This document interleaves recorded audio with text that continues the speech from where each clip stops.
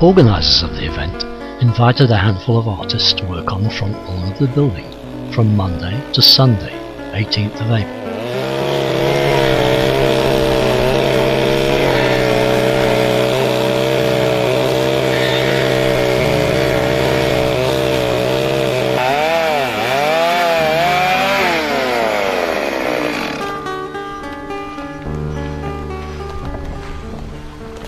What are you up to this year, Lauren? Making a base for a stone sculpture. What sort of stone? Andesite, Taranaki andesite from New Plymouth. But I won't actually be here tomorrow. Although lying down, Kobe was busy sculpting a human form, using a process called Darjet, chicken wire frame coated with a mixture of clay tailings and paper, with some cement added just prior to the application.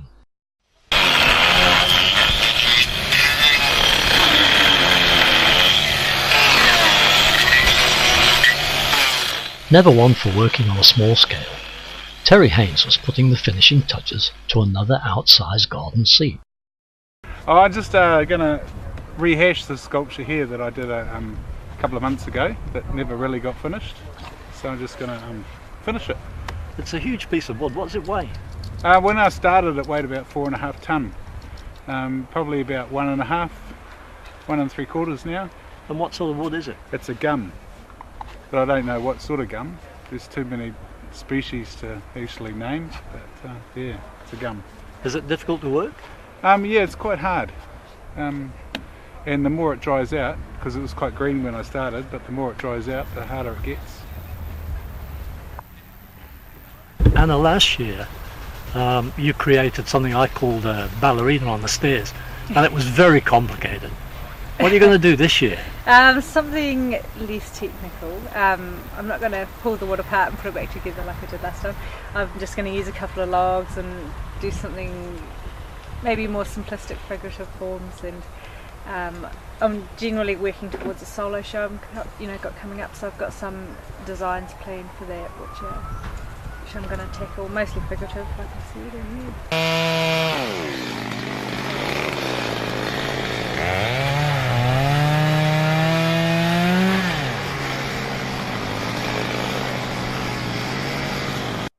And I'm working on a multimedia piece, and this component here is a piece of telephone pole, a jarrah that I'm in the process of carving to be a tree trunk, and I'm also using some glass, and the glass components have to fit to the tree trunk part, and I'm going to use bronze for that. Have you got a finished idea? What's it going to look like when it's finished? Well, I have a concept drawing which is not very flash, just done with felt tip pens, but I've got this thing here that's going to be kind of like a mutant palm tree, a little bit nikau and a little bit banana palm, and who knows what the leaf's going to look like yet. I haven't made up my mind. It's one of those evolving pieces. And what sort of materials are involved in that? What we've got here is the jarrah post, and the green part is bronze, and the red and the orange are glass, cast glass. Special glass that's been imported from America, which changes colour during the firing. So this particular one was ruby red striker, and it comes out when you buy it, it's like clear window glass, and when you fire it correctly it will change colour to the intended colour, which in this case was ruby red. It needs a lot more polishing on it to bring the colour out, because I've sanded it and it's gone all dull, so you can't really see the true colour of it, but it really has come out to be the proper colour. The colour in it is really only visible when it's backlit, isn't it? Yes. Well, it won't be when it's polished. You'll see the colour, when it's fully polished you'll see the colour through it, because it'll be clear. You just see, it's just because it's got the dull finish on it now that it's the light's bouncing off it and not going through it. Sam, what are you doing here? I'm doing plaster sculpture this time, which is I use the plaster and the wire, chicken wire, for construction first, and then start to build up my idea, my sculpture. Normally we have to do carving or building, but this time will be just build up the material, which is the plaster. What's it made of? It's already made here from, if you look at here down at the bottom, or maybe also here in the middle of the tummy or the chest, it's made from the chicken wire as a construction to make the work very strong and durable, and then cover it and wrap it with the Haitian to fill all the gaps and make it also more stronger. And then you start to use the knife or the any of these scrubber to add the plaster step by step to build the whole body around and find out where is the high point and the low point, and also you can use the carving later to finalize the outline. Yes, this is the basic idea of using the plaster with the wires and chicken wire. So rather than carving, it's a sort of additional process. Yeah, that's like you need to build in this time, and also you still have to carve. Like once you find some area you are not happy with it or need some modification or change, you still can use the chisel like this, and you take it off and make another carving. Sometimes I found it much easier to add some more, and then later you could use the chisel to clean it and take it off. So you get a good surface, fine and neat and maybe smooth. Yeah. Now your job looks almost finished already. Yeah, because I already started from yesterday, in fact, because I haven't time this week, and I decided to finish all the construction, all the tidying for the wire and building the foundation of my work, and then I'll put my last touch, the finalize here in the lake house. Yeah.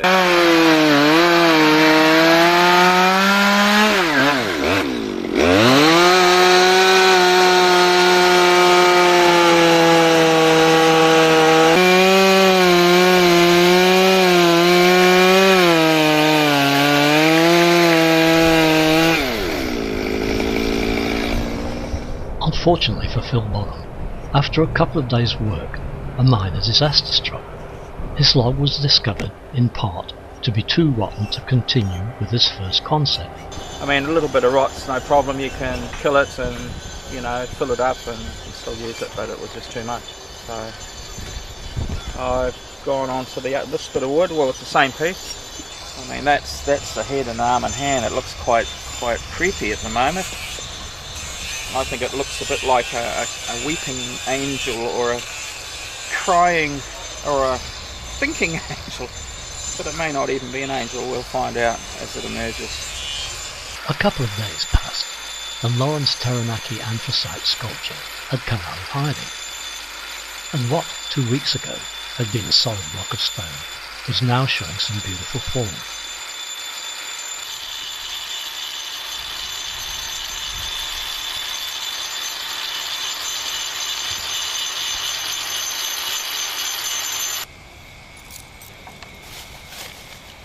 So when it's finished and sanded up to probably 800, I'll put a sealer on it, and so the outside will be that colour and the inside will stay white like that, so you'll have the contrast of the white and the black like that. You see what I mean? So you have like a white interior and a black exterior. With the patience of Job, and on the third day, Ron was still sanding his top piece of crystal glass. I've just gone back to 400 grit to take out some scratches. So I've got another couple of grits to go through, and then I'll attempt to polish it. Anna was very busy too, still sanding her pieces for her forthcoming exhibition.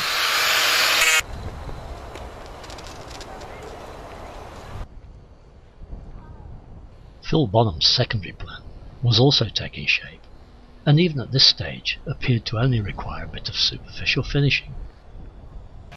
And, in his inimitable fashion, Terry Haynes was loafing around, admiring the fruits of his labour. Meanwhile, Kobe had gone AWOL, but did have the grace to leave a book for her part-finished sculpture to peruse, presumably to ease the boredom.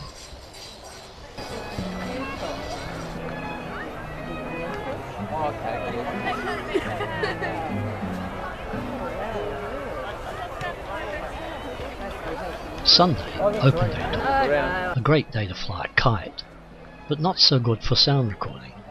The lake house is sited in a very open area and vulnerable to the wind.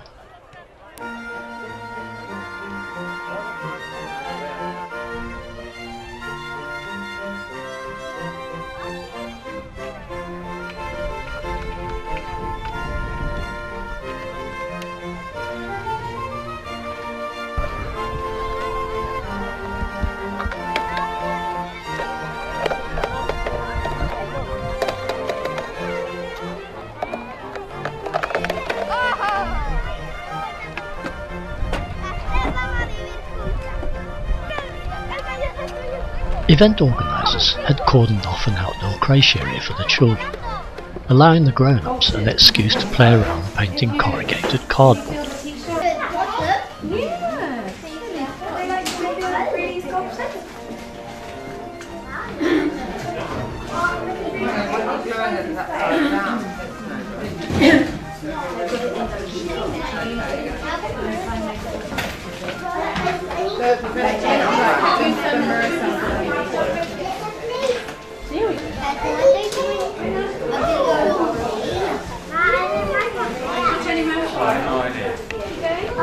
I can get some eyes, I can get Beautiful. Okay, so what are you going to do with those? You're going to glue the eyes on?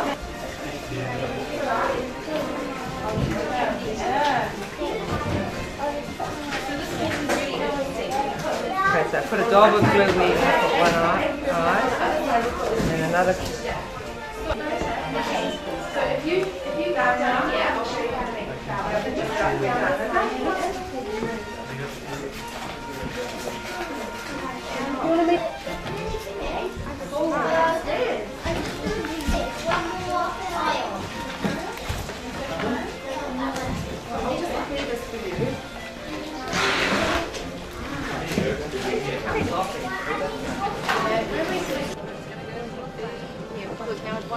Meanwhile, out on the veranda, a couple of children were learning to manipulate clay on the potter's wheel, and one child was having more success than the other.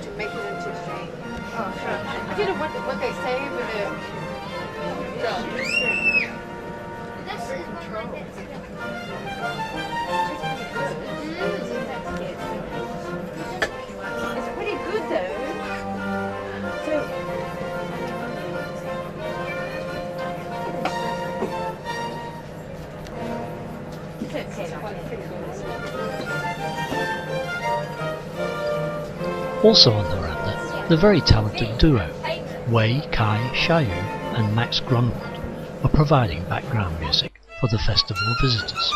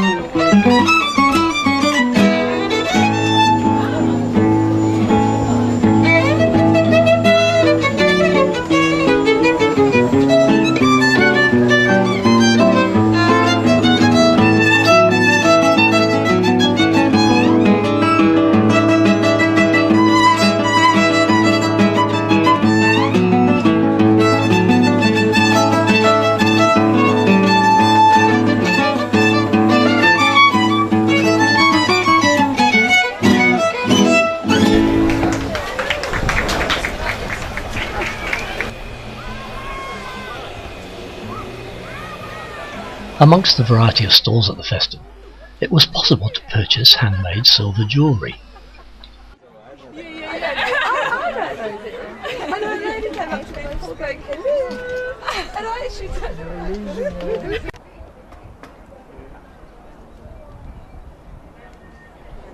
Maori by Design, made in New Zealand by Himara, had statues available, ideal for presents, trophies, souvenirs, etc.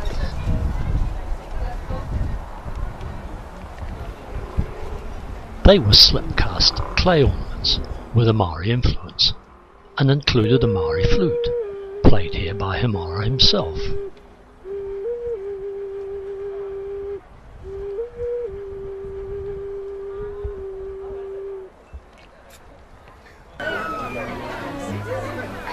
You could take the trouble to paint your own face, or have it painted for you.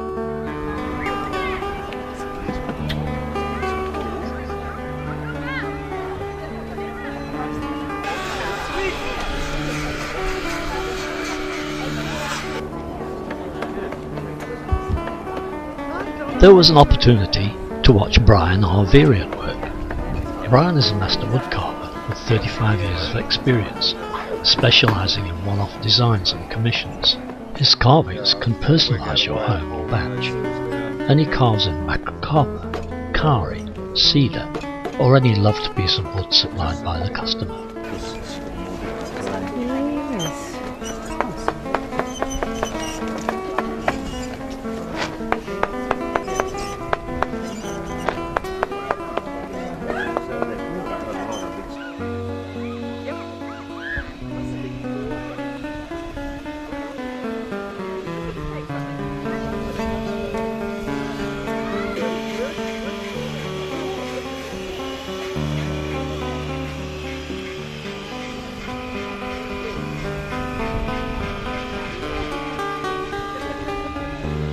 There were some very attractive garden mosaics for sale, and also if you had the inclination, you could learn to carve Oamaru stone.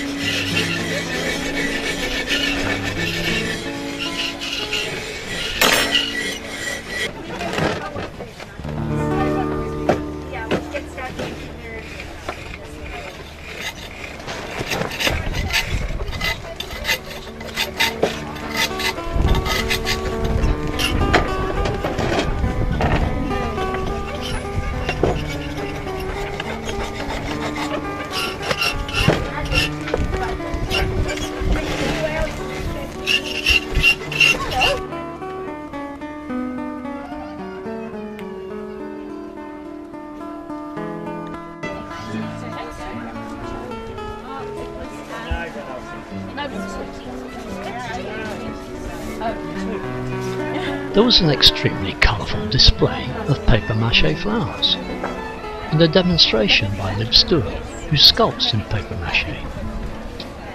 They're newsprint torn into little shreds. This is a roll of newsprint, but you can use newsprint, ordinary newspaper, but you get dirty hands. And flour and water glue with a little bit of PVA just to strengthen it. And that's it. How do you colour them? I use an acrylic paint, a good artist acrylic for the nice colours.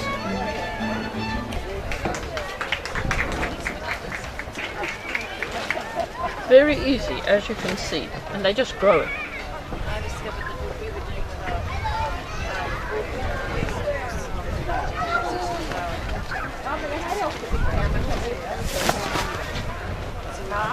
And it just gets bigger and bigger.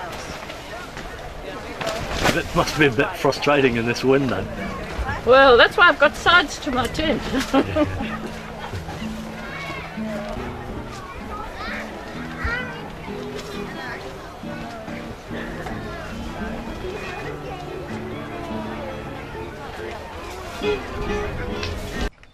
Over the past 6 days, Ron Rash has been sanding and polishing, and is still not entirely finished or satisfied.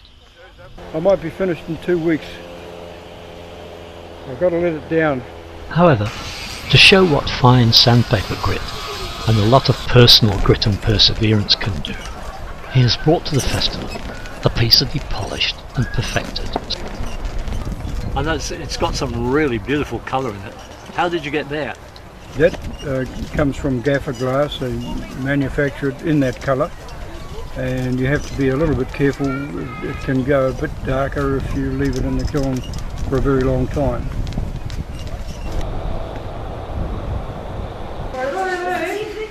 But meanwhile, back in the Hayden Robert Art Studio, some industrious children were getting their gloved hands dirty, making a new sign for the front gate.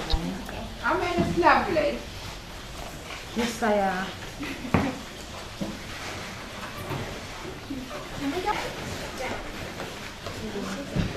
Horrible. They're not my fingers anymore. When were you going to read your book? Your book shouldn't be in. We were mosaicing letters to make a sign for the lake house. It's going on a signboard outside, is it? Yeah. Instead of the one they've got now. It's really good fun. Is that one of the letters? Yeah, it's the O for the lake house. It's going to be just past the H. It's going to be house. I'll only do it on a little bit because we don't really want it. It's just going to keep on. This was the first hands-on sculpture festival ever held, and it is planned to make it a biannual occurrence. So on your next visit, you could see a new sign at the gate,